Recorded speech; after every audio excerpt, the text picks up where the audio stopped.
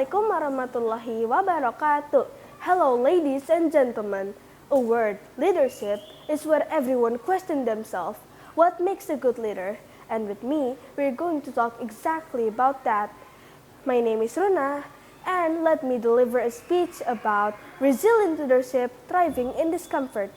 It all started from my experience of being a leader in 5th grade in an event called plenary session, or how we call it sidang terbuka.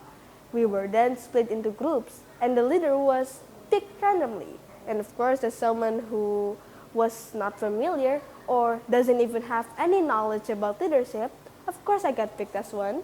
But the journey of being one isn't easy, but it is a very meaningful one, where we learn a lot from our experience and also our mistakes.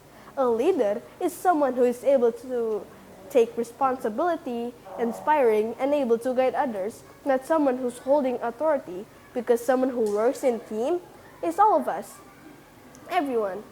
But a leader's habit is not only can be implemented in teams, groups, or overall just teamwork, but it can also be implemented in daily life, such as doing top priority, taking initiative, and also just taking care of our well-being. But being outside the comfort zone isn't easy. Some people are still afraid of making mistakes and failures.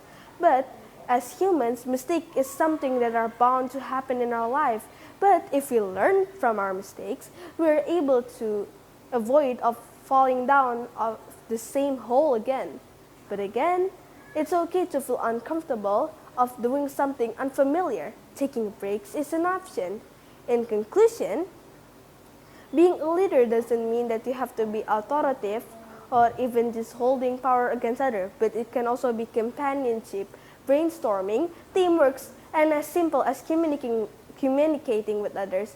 And my speech has come to an end. Thank you for listening.